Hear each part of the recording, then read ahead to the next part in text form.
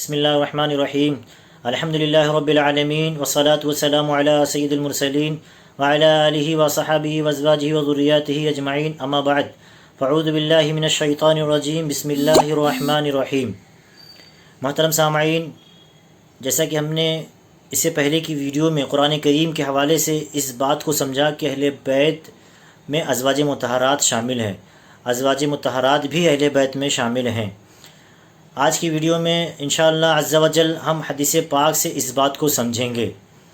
آئیے حدیث پاک دیکھتے ہیں۔ بخاری شریف کی حدیث پاک ہے، اللہ کے رسول صلی اللہ علیہ وسلم نے فرمایا لو ان احدکم اذا اتی اہلہ قال بسم اللہ، جب تم میں سے کوئی اپنی زوجہ کے پاس آئے، اپنی اہل کے پاس آئے، اہل سے مراد یہاں زوجہ لیا گیا ہے، جب تم میں سے کوئی اپنی زوجہ کے پاس آئے، اپنی بیوی کے پاس آئے، فقال، تو کہے بسم اللہ الرحمن الرحیم۔ یہ بخاری کی حدیث پاک ہے۔ حدیث پاک اس کے آگے اللہ کے رسول صلی اللہ علیہ وسلم نے دعا بتائی ہے، بسم اللہ کے بعد کیا پڑھنا ہے، لیکن یہاں ہمارا مسئلہ لفظ اہل سے ہے۔ یہاں اللہ کے رسول صلی اللہ علیہ وسلم جو اہل کا لفظ فرمایا ہے، وہاں اس سے مراد بیوی لیا گیا ہے۔ تو جب یہاں لفظ اہل سے مراد بیوی ہو سکتا ہے، تو وہاں پر قرآن کریم میں آیت تطہیر میں اہل بیت سے مراد نبی کی بیویاں اور ازواج مطہرات کیوں نہیں؟ وہاں بھی اہل سے مراد نبی کی بیویاں ہی ہیں، جس طرح یہاں پر لفظ اہل سے مراد اللہ کے رسول صلی اللہ علیہ وسلم نے بیویاں لی ہے، اسی طرح وہاں پر بھی اہل بیت سے مراد نبی کی بیویاں، نبی کی گھر والیاں ہیں۔ اب دوسری حدیث پاک مسلم شریف کی حدیث پاک ہے، اللہ کے رسول صلی اللہ علیہ وسلم کی زوجہ ہیں حضرت عائشہ رضی اللہ تعالیٰ عنہ۔ ان کے پاس ایک سوال آتا ہے کہ کیا اللہ کے رسول صلی اللہ علیہ وسلم نے کن برتنوں میں نبیذ بنانے سے منع فرمایا ہے؟ تو حضرت عائشہ رضی اللہ تعالیٰ عنہ فرماتی ہیں فقالت نہانا اہل البیت ان ننتبذ فی الدباء والمزفت، کہ ہم اہل بیت کو اللہ کے رسول صلی اللہ علیہ وسلم نے کدو کے بنے ہوئے برتنوں میں اور روغن زفت کے بنے ہوئے برتنوں میں نبیذ بنانے سے منع فرمایا۔ یہاں پر جو حضرت عائشہ رضی اللہ تعالیٰ عنہ فرما رہی ہیں نہانا اہل البیت، اپنے آپ کو اہل بیت کہا ہے، ہم اہل بیت کو، اس حدیث پاک سے بھی اس بات کا ثبوت ہوتا ہے، اس بات کی وضاحت ہوتی ہے کہ نبی کی زوجہ ہوں یا نبی کے ازواج ہوں، یہ اہل بیت میں شامل ہیں، کیونکہ یہ نہانا جمع کا لفظ آیا ہے، ہم اہل بیت کو۔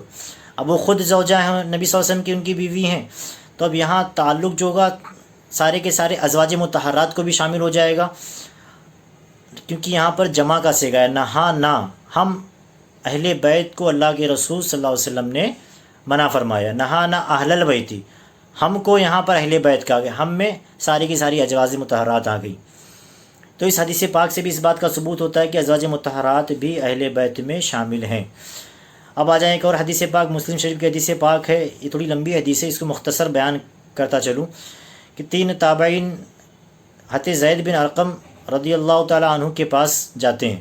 حضرت زید بن ارقم وہ صحابی ہیں جو انصاری ہیں، پلس یہ جو ہے نا سابقون اولون میں سے ہیں، اور یہ بڑی فضیلت کے حامل صحابی، یہ وہ صحابی ہیں جن کو دنیا میں ہی جنت کی بشارتیں دی گئی ہیں اور جن سے اللہ راضی ہوا ہے۔ حضرت زید بن ارقم کے پاس وہ تابعین تینوں حضرات پہنچتے ہیں اور سوال کرتے ہیں، کہتے ہیں کہ اے زید، آپ نے جو ہے اپنا کافی وقت رسول اللہ صلی اللہ علیہ وسلم کے ساتھ صلی اللہ تعالیٰ علیہ وسلم کے ساتھ گزارا ہے، اور اللہ کے رسول صلی اللہ علیہ وسلم کے ساتھ آپ نے ان کی اقتداء میں آپ نے نمازیں پڑھی ہیں، اور ان کی ہمراہی میں ہمرکابی میں آپ نے جنگیں لڑی ہیں، ان سے بہت کچھ سیکھا ہے، تو ہمیں بھی کچھ بتا دیں۔ تو حضرت زید بن ارقم رضی اللہ تعالیٰ عنہ پہلے اپنے بارے میں کچھ کہتے ہیں، پھر اس کے بعد میں نبی صلی اللہ علیہ وسلم کے خطبے کی طرف آتے ہیں اور فرماتے ہیں کہ اللہ کے رسول صلی اللہ علیہ وسلم نے مکہ اور مدینہ کے درمیان ایک مقام خم، وہاں پر ہمیں خطبہ دیا۔ خطبے میں آپ نے جو ہے اللہ کے رسول صلی اللہ علیہ وسلم نے پہلے تو حمد و ثنا بیان کی، پھر ہمیں واعظ و نصیحت کی، پھر فرمایا کہ قریب ہے کہ مجھے اجل آ جائے اور میں اسے قبول کر لوں۔ یہ پوائنٹ والی بات، یہ پہلا پوائنٹ یہاں پہ۔ دوسرا پھر اس کے بعد میں آپ صلی اللہ علیہ وسلم نے فرمایا کہ میں تمہارے درمیان 2 چیزیں چھوڑے جا رہا ہوں۔ ایک پہلی تو کتاب اللہ ہے، کتاب اللہ وہ ہے جس میں جو نور بھی ہے اور ہدایت بھی ہے، تو تم اسے مضبوطی کے ساتھ تھامے رہو اور اسے مضبوطی کے ساتھ پکڑے رہو۔ پھر اس کے بعد میں آپ صلی اللہ علیہ وسلم نے دوسری چیز کے بارے میں بتایا کہ دوسری جو چیز ہے وہ میری اہل بیت ہے۔ پھر اہل بیت کے تعلق سے فرمایا آپ صلی اللہ علیہ وسلم نے کہ میں تمہیں اللہ کی یاد دلاتا ہوں اپنی اہل بیت کے تعلق سے، میں تمہیں اللہ کی یاد دلاتا ہوں اپنی اہل بیت کے تعلق سے۔ اس لفظ کو آپ نے 3 بار دہرایا۔ پھر اس کے بعد میں حضرت زید بن ارقم سے سوال کرتے ہیں کہ یہاں اہل بیت سے مراد کون ہے؟ کیا ازواج مطہرات اہل بیت میں ہیں؟ تو حضرت زید بن ارقم رضی اللہ تعالیٰ عنہ فرماتے ہیں کہ ہاں، ازواج مطہرات اہل بیت میں شامل ہیں، لیکن یہاں اہل بیت سے مراد وہ ہیں جن پر زکوٰۃ حرام ہے۔ اب زکوٰۃ پن کر پھر سوال ہوتا ہے کہ زکوٰۃ کن افراد پر حرام ہے، کن پر زکوٰۃ حرام قرار دی گئی ہے؟ تو حضرت زید بن ارقم رضی اللہ تعالیٰ عنہ فرماتے ہیں کہ وہ افراد ہیں آل علی، آل جعفر، آل عباس، آل عقیل۔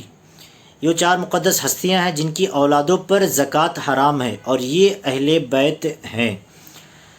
تو اس حدیث پاک سے کا میں نے جو خلاصہ بیان کیا، اس میں جو مجھے چند باتیں جو اہمیت رکھتی ہیں، جو پوائنٹ والی باتیں ہیں وہ یہ ملی ہیں۔ پہلی بات تو یہاں پر اللہ کے رسول صلی اللہ علیہ وسلم نے فرمایا کہ مجھے اجل آنی ہے، اور پھر اس کے بعد میں آپ صلی اللہ علیہ وسلم نے فرمایا کہ میں اسے قبول کر لوں۔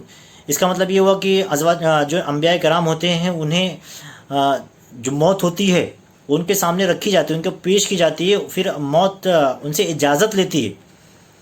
پھر جب وہ اجازت دیتے ہیں، اسے قبول کرتے تو ہی انہیں موت آتی ہے۔ اگر وہ قبول نہ کریں، اگر وہ اجازت دینے سے انکار کر دیں تو انہیں موت نہیں آنی۔ لیکن چونکہ رب تعالیٰ کا حکم اٹل ہے، کل نفس ذائقۃ الموت، تو پھر وہ اس اجازت کو قبول کر لیتے ہیں۔ لیکن یہاں انبیاء کرام کے لیے یہاں آپشن رکھا جاتا ہے، بتایا جاتا ہے کہ موت ان کے سامنے ان کو پیش کی جاتی ہے کہ آپ قبول کریں یا انکار کریں۔ جبکہ ہمارا مسئلہ تھوڑا الگ ہے، ہمارا مسئلہ تھوڑا کیا پورا ہی الگ ہے کہ ہمیں آتے ہیں لے کے چل دیتے ہیں۔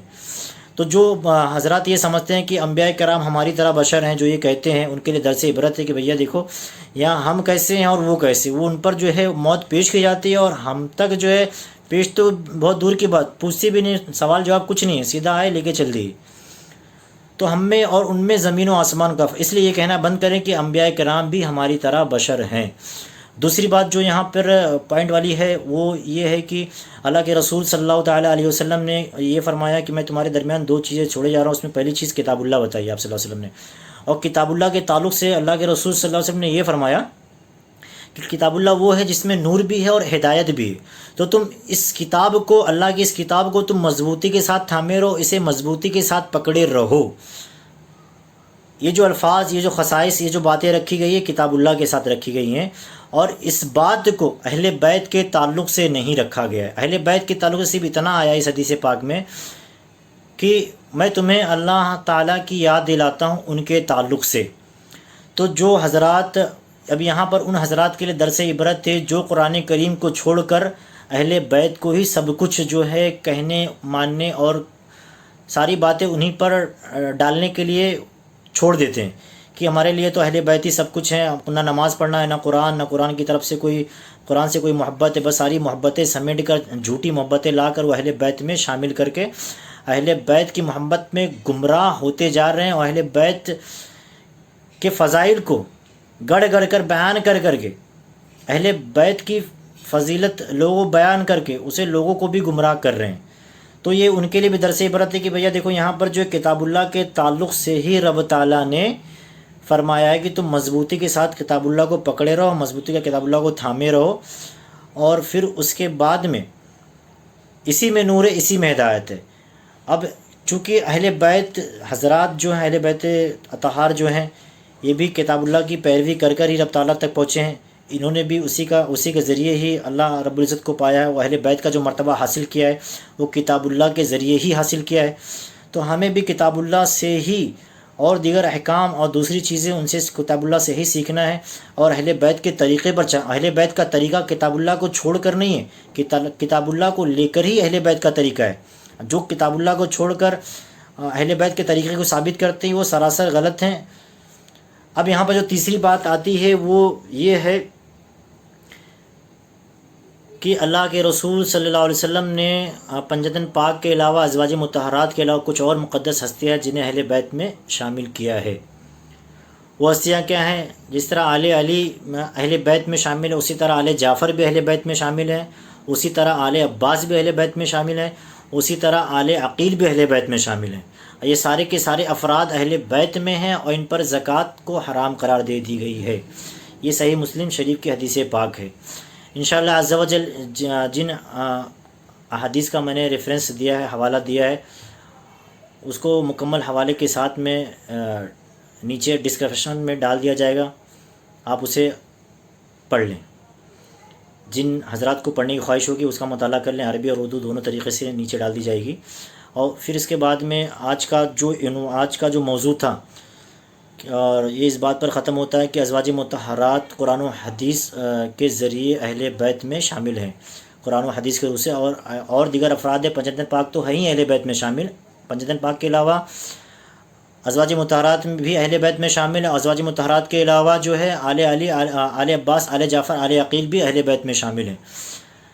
اب انشاءاللہ اگلی جو ویڈیو بنے گی وہ پنجتن پاک کے تعلق سے ہے کہ ان کو فضیلت تو اہل بیت کی حاصل ہے، کچھ ایسی فضیلت بھی ہے جو دیگر اہل بیت سے انہیں ممتاز کرتی ہے۔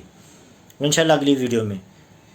آج کے لیے اتنا ہی کافی ہے۔ وآخر دعوانا الحمدللہ رب العالمین۔ السلام علیکم ورحمۃ اللہ وبرکاتہ۔